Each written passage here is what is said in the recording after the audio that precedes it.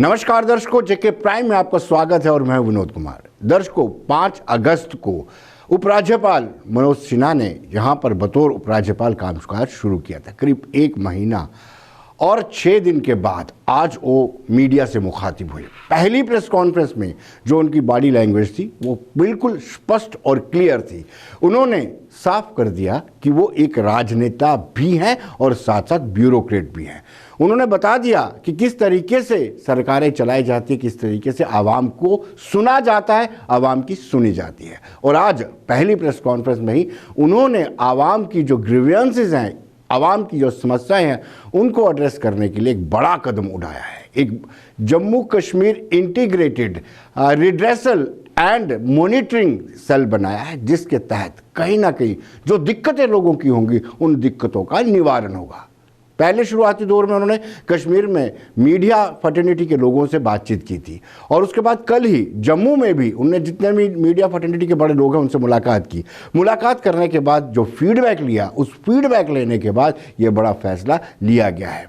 Pilot project के तहत पहले रियासी को, जम्मू और श्रीनगर जिले को लिया जाएगा, उसके बाद बाकी जिलों में भी इसको शुरू किया जाएगा।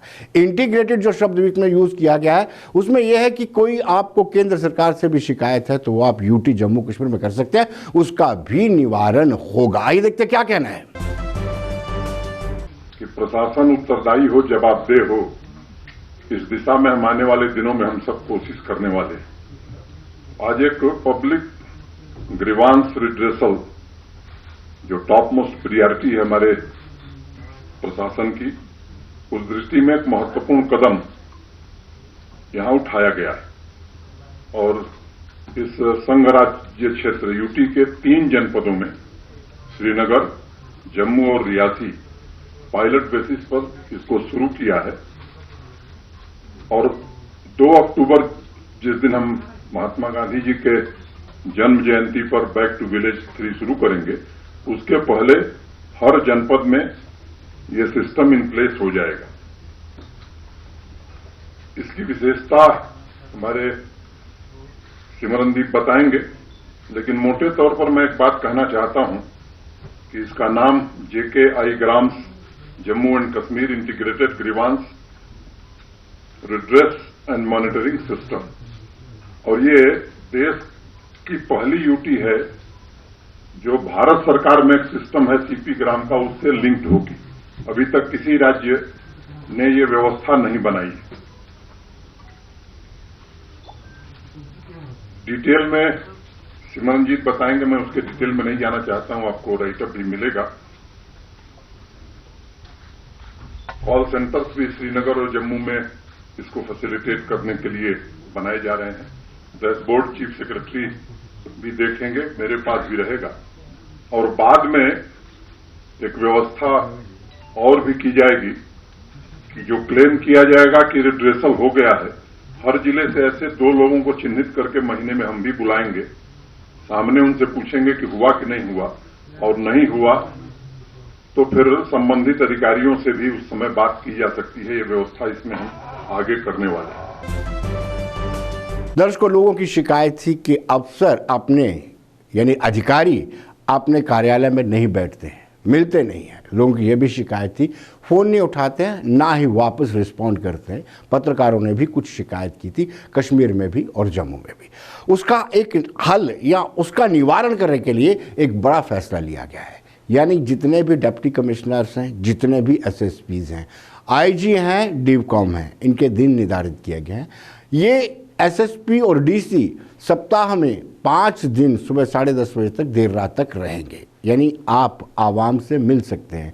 जब अधिकारियों और आवाम के बीच, आवाम ऐसी नहीं जिसको काम होगा, आवाम के बीच ताल्लुकात बेहतर होंगे तो आवाम की नाराज़गी सरकार से कम होती जाएगी। जैसे बैक टू विलेज 1 किया था, बैक टू विलेज 2 किया था, अब 3 करने भी जा रहे हैं। उसका भी यही मकसद था कि आपके डोर स्टेप पर जाकर के सरकार जब आती है तो आपको अपने आप में विश्वास होता है कि हम सरकार का हिस्सा हैं, सरकार के हर एक कामकाज में हमारा भी कंट्रीब्यूशन है। शायद यही एक कारण था। आज बड़ा फैसला लिया गया। SSP और डिप्टी कमिश्नर अपने कार्यालय में सप्ताह में 5 दिन सुबह 10:30 बजे से देर रात तक रहेंगे। आप सब भी उस दिन चर्चा कर रहे थे, कल जम्मू में भी कुछ प्रेस के साथी कह रहे थे कि प्रशासन के लोग जरा उपलब्ध नहीं है। तो एक व्यवस्था और निर्णय हुआ है कि सभी डीसी और एसपी हफ्ते में 5 दिन 5 days a week, वेडनेसडे और संडे छोड़ करके 10:30 to 11:30 AM they will be available in their offices, और जो भी चाहे उनसे जाकर के मिल सकता है, अपनी बात कह सकता है। डिविजनल कमिश्नर्स और आईजी भी, इनके लिए भी अनिवार्य किया गया है। आज एडमिनिस्ट्रेटिव काउंसिल में एक बड़ा निर्णय हुआ है और मुझे बताते हुए आपको अत्यंत प्रसन्नता है। दर्शकों, मेडिक्लेम पॉलिसी पर भी उन्होंने बात की। उन्होंने कहा कि लोगों को इसका पूरा बेनिफिट दिया जाएगा। हम सब जानते हैं कि आयुष्मान के तहत बड़े लोगों को फ़ायदा भी मिला है। पीएम आरोग्य योजना, उससे भी सारा फ़ायदा लोगों को मिल रहा है। लेकिन अगर जम्मू कश्मीर यूटी की बात करें, यहाँ पे मात्र 30 लाख लोगों को इसका बेनिफिट मिलता था। लेकिन अब एलजी मनोज सिन्हा ने साफ कर दिया है कि हर एक यूटी के प्रत्येक बाशिंदे को इसका लाभ मिलेगा। आइए देखते हैं। आप सब आयुष्मान भारत या प्रधानमंत्री जन आरोग्य योजना से परिचित हैं। पूरे देश में बहुत ही सफलतापूर्वक देश के 50 करोड़ लोगों को स्वास्थ्य की सुविधा ये योजना प्रधानमंत्री जी वाली उपलब्ध करा रही है।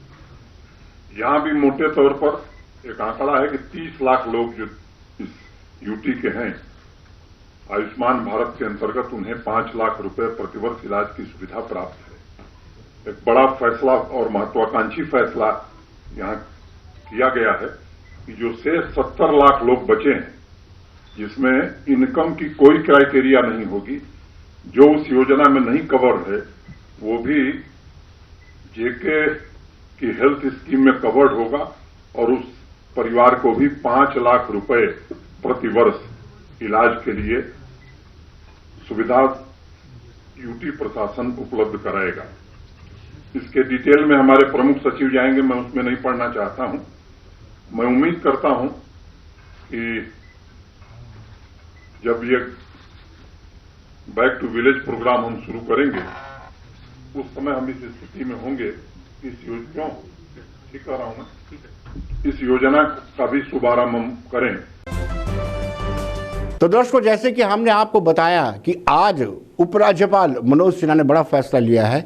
आवाम की शिकायत थी अधिकारी नहीं मिलते हैं, तो आज उन्होंने कहा है कि जितने भी एसएसपी हैं, डिप्टी कमिश्नर्स हैं, सप्ताह में 5 दिन अपने कार्यालय में सुबह 10:30 बजे से देर रात तक बैठेंगे, ताकि लोगों की शिकायतों का निवारण हो सके। और फोन लाइन पर हमारे साथ इस वक्त सीधे जुड़ चुके हैं former chief secretary, former cabinet minister BR कुंडल।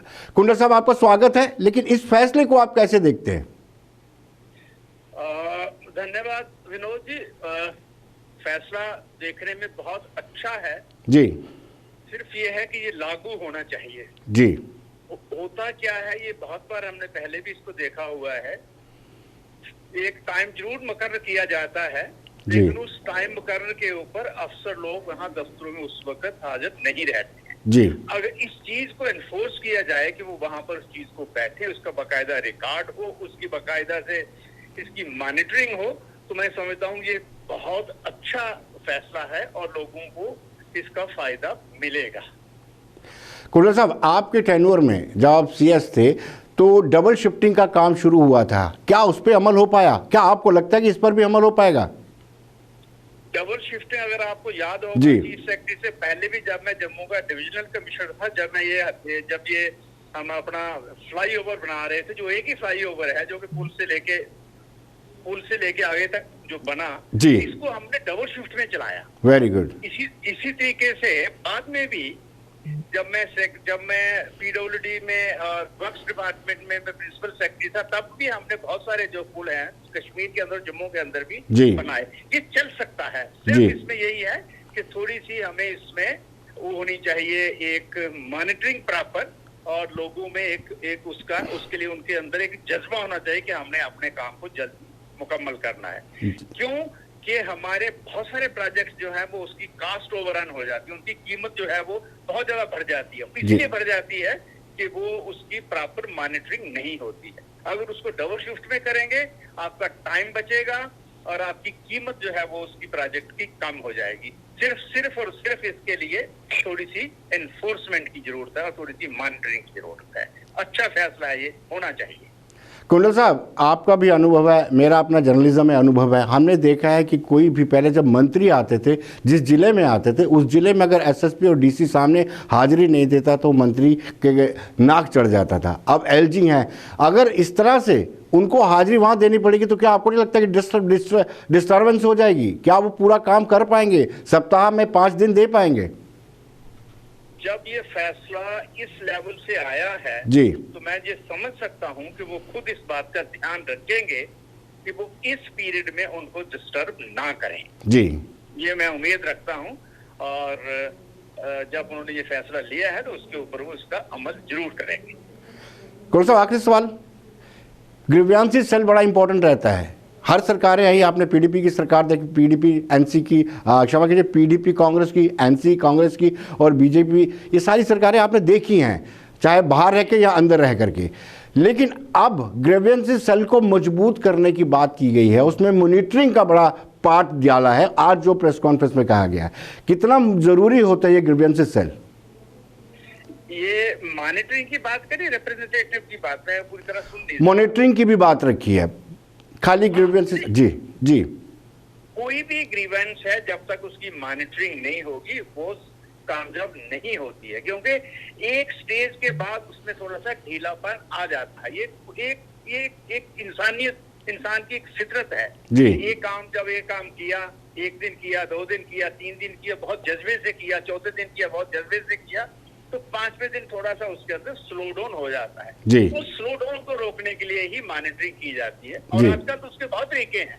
वो जी। माना चला गया, जब हम लोग थे तो मॉनिटरिंग इतनी स्ट्रिक्ट नहीं, बट आजकल तो आपके पास इतनी अच्छी फैसिलिटीज है, टेलीफोन की है, इंटरनेट है, आपके पास वेबिनार है, आपके पास 50 ऐसे तरीके हैं जिससे आप उसको मॉनिटरिंग कर सकते हैं, अफसर को देख सकते हैं कि वो ये काम सही ढंग से कर रहा है या नहीं कर रहा है। जी। अगर ये एनफोर्स हो जाए तो फिर ये मैं समझता हूँ एक बहुत अच्छा फैसला है और ये इन्फोर्स करना बहुत जरूरी है। पहले भी हमने इसको इन्फोर्स करने की कोशिश करते रहे हैं, ये नहीं करते रहे, लेकिन उसमें और आज के में थोड़ा सा फर्क बहुत है, क्योंकि आज तो फैसिलिटीज इतनी ज्यादा हैं। हमारे पास क्या फैसिलिटीज थी, आपको टेलीफोन का ही पता है कि 2002 में तो हमारे पास ये मोबाइल टेलीफोन आए थे। बिल्कुल। इंटरनेट तो अभी शुरू हुआ और ये जो व्हाट्सएप एंड व्हाटनॉट, ये तो बहुत लेट यहाँ पे शुरू हुए और आज इसका फायदा जो है वो उठाना चाहिए, लोगों को भी उठाना चाहिए, पब्लिक को भी उठाना चाहिए। मैं ये समझता हूँ कि जो डीसीज एसपीज पे जो है, जहाँ के भी हैं, जिस जिले के हैं, उनको अपने नंबर जो है टेलीफोन के वो पब्लिक के सामने शेयर करने चाहिए कि कोई लोग नहीं आ सकते हैं, वो टेलीफोन के ऊपर उनसे बात करें, वो उसको व्हाट्सएप का इस्तेमाल करें, वो वीडियो कॉल उनको इस्तेमाल करें, वो ताकि वो उनके जो है तरीके पता चले। क्योंकि ये देखने में आया है, मुझे विनोद जी इसमें कहने में कोई हिचकिचाहट नहीं है जी, चाहे किसी को बुरा भी लगे, मेरा अपना भी ये तजर्बा है और बहुत तलब तजर्बा है। हमारे बहुत सारे अफसर जो हैं जी, वो बदकिस्मती से वो टेलीफोन को अटेंड नहीं करते हैं। राइट। ये बहुत एक जरूरी बात है जी। वो टेलीफोन किस तरीके से उनको एनफोर्स किया जाए, जो नंबर उनको पब्लिक डोमेन में डाले, उन टेलीफोन्स को अटेंड करें और खुद करें। ये नहीं है कि उनका पीएसओ करे या उसका प्राइवेट सेक्रेटरी करे, फिर वो मकसद जो है वो हमारा सोल्व हो जाएगा। कुल साहब, आप अपना अनुभव सुनाइए कि जब आप सीएस थे, आप फोन अटेंड करते थे और कैसा लगता था आपको? बिल्कुल करते थे, नहीं वाली तो बात ही नहीं। हालांकि मोस्टली उस वक्त भी चाहे हमारे पास मोबाइल टेलीफोन थे जी, लेकिन ज्यादातर इस्तेमाल जो था उस वक्त भी लोगों का वो लैंडलाइन का ही हुआ करता था। राइट, लैंडलाइन शुरुआत की पॉपुलैरिटी ज्यादा थी, जी, बहुत ज्यादा थी। तब तक ही अभी दिमाग के अंदर पूरी तरीके से मोबाइल जो है वो नहीं था, घुसा नहीं था जी, घुसा नहीं था। जी। लेकिन जो ये टेलीफोन मोबाइल आता करता गया, मुझे कोई गिला नहीं है, मैंने लोगों से टेलीफोन पे बात करता था, मिलते थे लोग, मेरे पास टेलीफोन करते थे और हम लोग उसका रिस्पॉन्स करते थे, मोबाइल पर भी करते थे और लैंडलाइन पर भी करते थे। ये कोई ऐसा नहीं है और ये कोई दिक्कत नहीं है जो बड़ी डिफिकल्टी हमारी, ये एक सिविल सर्वेंट की एक ड्यूटी है। अगर कोई आदमी आपको टेलीफोन कर रहा है तो वो कोई आपको कोई शादी का इनविटेशन देने के लिए नहीं कर रहा है, जी। वो आपको कोई अपनी परेशानी बताने के लिए टेलीफोन कर रहा है। तो जब वो परेशानी, और खास करके आजकल का जो पीरियड है, जी। आजकल का जो इस वक्त का जो माहौल चल रहा है, जिसके अंदर हम पैंडेमिक में फंसे हुए हैं, आपके लोग उधर परेशान है, कोई आना है, किसी को जाना है, किसी को मास्क लेना है, किसी को कुछ लेना है, इस वक्त तो और भी ज्यादा जिम्मेदारी बन जाती है कि हम लोग ये अक्सर हमारे टेलीफोन को अटेंड करें और पर्सनली करें। कुणाल साहब, बहुत बहुत शुक्रिया आपका, धन्यवाद। दर्शकों, आज युवा कांग्रेस के राष्ट्रीय प्रभारी कृष्णा अलवारू जम्मू के दौरे पर थे और उन्होंने प्रेस कॉन्फ्रेंस की, और प्रेस कॉन्फ्रेंस के दौरान उन्होंने केंद्र सरकार की नीतियों को जमकर लताड़ा। उन्होंने कहा कि बेरोजगारी चरम सीमा पार है, अर्थव्यवस्था वेंटिलेटर पर पड़ी हुई है और प्रधानमंत्री को कोई ध्यान नहीं है। 50 दिन मांगे थे नोटबंदी के समय पर कि देश को, जनता को बताएंगे कि नोटबंदी से क्या फायदा हुआ। 50 दिन गए, साल गए, अब लगभग 4 साल होने को हैं। 4 साल मतलब 50 महीने होने को हैं। अगर किसी को कोई फायदा हुआ तो जिस तरह से 8 नवंबर 2016 को मोदी जी 8 बजे टेलीविजन पर आकर उन्होंने नोटबंदी का घोषणा किया, वो आकर आज बताएं, जवाब दें, हिसाब दें कि नोटबंदी से कितने नौकरियां मिली, कितना काला धन वापस आया, किसको फायदा हुआ, कितना फायदा हुआ, कब हुआ। जवाब नहीं है, हिसाब नहीं है, मुंह छुपाकर भागते हैं, बकवास करते हैं। दर्शकों, इस वक्त फोन लाइन पर हमारे साथ सीधे जुड़ चुके हैं भारतीय जनता पार्टी के स्पोक्स पर्सन इंद्रजीत सम्याल, और ये फायर ब्रांड नेता भी है, यंग नेता है। इंद्रजीत जी, आज राष्ट्रीय प्रभारी आए हुए थे कृष्णा, वो युवा कांग्रेस के, और उन्होंने साफ साफ सीधे शब्दों में कहा कि नोटबंदी से कोई फायदा नहीं हुआ है, गुर्बत लगातार बढ़ती जा रही है, बेरोजगार लगातार बढ़ती जा रही है, अर्थव्यवस्था वेंटिलेटर पर है। क्या कहेंगे आप? देखिए विनोद जी, जिनके अपने राष्ट्रीय अध्यक्ष युवा कांग्रेस के बारे में बात की, मैंने भी उनकी थोड़ी सी बात सुनी जी। मैं अपनी बात रखने से पहले अपनी बात की शुरुआत 2 बड़े महापुरुष थे उनकी बातों से करना चाहूंगा। जॉर्ज बर्नार्ड शॉ ने एक बार कहा था कि कुछ लोग समय से पहले मर जाते हैं लेकिन दफनाए बाद में जाते हैं। देखिए, और दूसरा मैं बात रखूंगा जिन्होंने पोलियो की वैक्सीन जो इजाद की थी, उनका नाम था जोनास उटाल का। उन्होंने कहा था कि हमारी सबसे बड़ी जिम्मेवारी है कि हम एक अच्छे पूर्वज होने चाहिए। देखिए, इस कांग्रेस पार्टी जिसकी स्थापना एक विदेशी नागरिक ने की थी और वो आज इस स्थिति में चल गई है, मुझे सबसे बड़ी आपत्ति जो युवा कांग्रेस की है उनकी शब्दावली से है। उन्होंने प्रधानमंत्री के लिए ये शब्द यूज किया कि वे बकवास कर रहे हैं। मैंने भी वो चीज सुनी। मैं ये कहना चाहता हूँ, यहाँ तक इन्होंने कहा नोटबंदी, उससे क्या फायदा हुआ। विनोद जी, नोटबंदी के बाद ये कह रहे हैं कितना काला धन आया। मैं कहता हूँ इस पे एक अलग से डिस्कशन कर रहे हैं। हम बताएंगे कितना काला धन आया, कितने लोगों ने उसे अपना स्टार्टअप बिजनेस शुरू किया, कितने उस काले धन से कितनी सड़कें बनी, वो एक अलग डिस्कशन हो जाएगी, उसका पूरा जवाब दिया जाएगा। लेकिन मैं ये कहना चाहता हूँ, ये वो कांग्रेस पार्टी है जिसकी शब्दावली आज इस प्रकार की है, जो हमारे जो chief of the army staff है उसे गली का गुंडा कहते हैं। एक बार आपको याद होगा जब इस देश के डिफेंस मिनिस्टर थे, इन्हीं के एक सांसद ने उसे कहा था कि कफन चोर, बाद में उन्हें माफी मांगनी पड़ी थी। यही वो कांग्रेस पार्टी है। इस पर आज उसके अध्यक्ष ने किस प्रकार की विनोदी शब्दावली का प्रयोग कर रहे हैं। मैंने कहा लोकतंत्र में सवाल जवाब होना चाहिए। हम जवाब देंगे कि नोटबंदी से कितना फायदा हुआ, कितना नुकसान हुआ। अरे नुकसान किसी को हुआ? विनोदी, सबसे बड़ा कांग्रेस पार्टी को हुआ। ये कांग्रेस पार्टी बताए, हमने हर हाल में इस देश को आगे लेके गया। ये वही कांग्रेस पार्टी है जिसने चाइना से युद्ध हारा। ये वही कांग्रेस पार्टी है जिसने हर इश्यू के आगे सरेंडर किया। आपको याद होगा विनोद जी, 2008 में जब यही वो कांग्रेस का पार्टी थी जब न्यूक्लियर डील के ऊपर वोट फॉर कैश इन्होंने सरेंडर किया। ये वही कांग्रेस पार्टी है 1998 में जब नरसिम्हा राव ने, आपको याद होगा जब हमने परमाणु विस्फोट करना था, अमेरिका से एक फोन आता है, ये पार्टी सरेंडर करती है। ये वही कांग्रेस पार्टी जिसने 1947 मोहम्मद अली जिन्ना के आगे सरेंडर किया। इनकी क्या बात करें, और मुझे कड़ी आपत्ति है उनकी शब्दावली से। जी जी विनोद। लेकिन आप काले धन की बात करते हैं, अलग से डिस्कशन हो, लेकिन आप खुल के बात भी नहीं करते काले धन से कब आया, कैसे आया, नोटबंदी से कितना फायदा हो, खुल के बात आप नहीं करते, सिर्फ आप कहते हैं डिस्कशन कीजिए। देखिए विनोद जी, बिल्कुल खुल के बात करते हैं। मैंने सबसे पहले की कि मैंने भी उनकी बाइट सुनी। मुझे उसकी बाइट जब वो प्रधानमंत्री के लिए करते हैं कि प्रधानमंत्री बकवास करते हैं, हम 50 दिन के लिए आए, 50 महीने हो गए, ये क्या शब्दावली है? इस प्रकार से डिस्कशन प्लेटफॉर्म पे होती है। मैं कहता हूँ आंकड़ों से, मैं कहता हूँ कि आंकड़ों से मैं बात करता हूँ कि काले धन से, अगर मैं तो ये चाहता हूँ आमने सामने आए, डिस्कशन करें। काला धन आया है इस देश में, कार्रवाई हो रही है, पैसा आया जा रहा है, तो उस पैसा को राष्ट्र निर्माण में यूज किया जा रहा है। यदि कांग्रेस पार्टी को नहीं दिखता तो हम क्या करें? ये वही कांग्रेस पार्टी है जिसके माँ बेटा नेशनल हार्लैंड केस में अभी जमानत के ऊपर है। ये वही कांग्रेस पार्टी है जिसके ऊपर अभी मेहुल चोकसी जो सबसे बड़ा घोटालेबाज है, वो राजीव गांधी फाउंडेशन ने उनसे दान लिया 10 लाख रुपया, इनसे जवाब देते बनता नहीं है। ये वही कांग्रेस पार्टी है जिसने जाकिर नाइक के खिलाफ, जो इस्लामिक स्कॉलर है, जिसने देश में पूरी तरह से मिलिटेंसी को समर्थन किया, 50 लाख रुपया उसे डोनेशन के लिए हमसे सवाल करती है। या तक काला धन तो इनके पास है। राजीव गांधी जो ऐसे प्रधानमंत्री थे जिनके ऊपर बोफोर्स का सबसे बड़ा आरोप लगा था, इन्हीं के जवाहरलाल नेहरू थे जिनके ऊपर चिप स्कैंडल का सबसे बड़ा आरोप लगा था। और माँ बेटा जो इनके राष्ट्रीय अध्यक्ष है, इनके जो होनहार युवराज है, जो 50 साल के युवा है, वो खुद दोनों माँ बेटा जमानत के ऊपर है। तो हमसे काले धन की करते हैं। जी बहुत बहुत शुक्रिया इंद्रजीत जी, बहुत बहुत शुक्रिया आपका, धन्यवाद। दर्शकों, अब हम बात करेंगे बैक टू विलेज 3 की, 25 सरपंचेस की। 25 सरपंचेस में आज भी निराशा है। 25 सरपंचेस कहते हैं बैक टू विलेज 1 और बैक टू विलेज 2 से कोई लाभ नहीं हुआ, लिहाजा अब 3 की क्या ज़रूरत है। 25 सरपंचेस ये भी कहते हैं कि 73rd और 74th अमेंडमेंट को इन टोटो लागू किया जाए ताकि पंचायतों को मजबूत और सशक्त बनाया जा सके। 73वां संशोधन लागू करो, 73वां संशोधन लागू करो। Total fail. Back to village fail. Back to village fail. मत बनाओ। पंचायतों के साथ भेदभाव करना बंद करो। पंचायतों को उनका हक दो। पंचायतों को उनका हक दो। विलेज 1 और बैक टू विलेज 2 हो चुके हैं। ऑन ग्राउंड उनका अभी हम कहें 10% भी एप्लीकेबल नहीं हुए हैं।